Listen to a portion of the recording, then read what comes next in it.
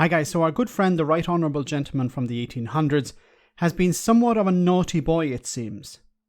There have been calls for the Leader of the House to resign during a week of corruption scandals sweeping the Conservative Party. It seems Jacob Rees-Mogg may have broken parliamentary rules because he had not declared £6 million in personal loans from his Cayman Islands linked company. Now this all follows his intervention to weaken parliamentary rules on corruption. The party had been whipped a week ago to support changing the rules in what many saw as an attempt to protect a Brexiteer and former Minister Owen Paterson. Of course, the backlash was severe and the government U-turned. Paterson, of course, resigned in disgrace. But back to our old friend Mogg. What has he been doing? Well, it seems the Leader of the House had borrowed almost £3 million a year in what was called directors' loans from a company called Saliston Limited, a company he owns that's based in the UK. This took place between 2018 and 2020. MPs are required under parliamentary rules to be open and frank about any relevant interests they have. These for some reason don't cover directors' loans, but they do require directors of companies to declare taxable expenses, allowances and any benefits they have. In the House of Commons official register of interests, Jacob Rees-Mogg declared himself as an unremunerated director and a shareholder, but he did not mention the taking out of loans. What is the problem with these loans? Well, they're classed by government as a taxable benefit, but Mogg was able to borrow large sums, as we saw before with the £3 million, at a very low interest rate.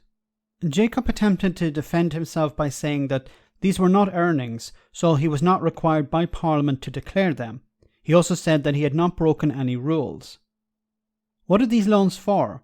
Well, he claims that they are principally to renovate his £5.8 million home in Westminster. He refused to say what the rest was for. What do you think the rest was spent on? Let me know in the comments. A problem for Mogg here is that the House of Commons watchdog on corruption said that these loans should have been declared. They claim that the point of the registration of interests is for the public to know what is driving an MP's decision making. Back in 2018, Jacob Rees-Mogg bought a house that was previously the Tory headquarters. He did so with a mortgage. He took out a loan of about £6 million. This included £2.94 million in 2018, £2.3 million the following year, and £701,513 in the years 2019 to 2020. In the first year of repayments, he paid absolutely zero in interest. Over the rest of the period, he paid an interest rate equivalent to 0.8%. Mogg stopped being a director of the company Saliston Limited when he joined the cabinet in 2019, but he does maintain 100% shareholding and is a quote-unquote person of significant control. Keeping everything in the family, his wife is a director of the company. Saliston has been described in the past as a holding company by Mogg. It's believed to have £8 million in assets, which include Mayfair House and about £1 million in other investments. Saliston took out a loan in 2018 to the value of £2.8 million. Then in the same year, it lent money to, guess who? Yes, Jacob Rees-Mogg. This company has a controlling stake in a capital management firm based in the Cayman Islands, just to add. Mogg has said that none of the activities of the company he's connected with have any interaction with government policy. The cabinet minister said that all the loans had been taken out to refurbish his home as a cash flow measure. He said that he had acted in accordance with government rules. In regards to his connection to the Cayman Islands company, he said, and I quote, "I have no managerial responsibility for Somerset Capital Management.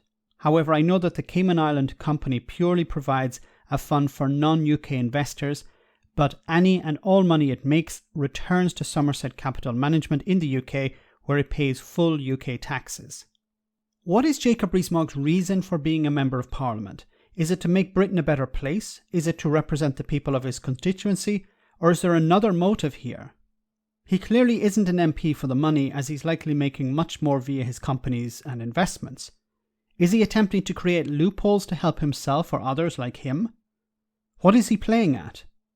Perhaps we shouldn't ban millionaires from becoming MPs, but at the end of the day, who are they serving, the people or themselves? Let me know in the comment section, guys, what you think. As always, your comments are greatly appreciated.